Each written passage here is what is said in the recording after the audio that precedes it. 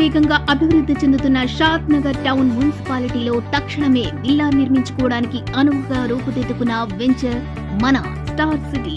కేంద్ర ప్రభుత్వం ప్రతిష్టాత్మకంగా నిర్మిస్తున్న మొట్టమొదటి డిజిటల్ నేషనల్ హైవే NH44 కి ప్రక్కనే, అలాగే ఇస్రో వారి నేషనల్ రిమోట్ సెన్సింగ్ సెంటర్ కి ఆనుకుని ఉన్న మన ఈ స్టార్ సిటీలో అందరినీ ఆకర్షించే విధంగా సువిశాలమైన పార్క్,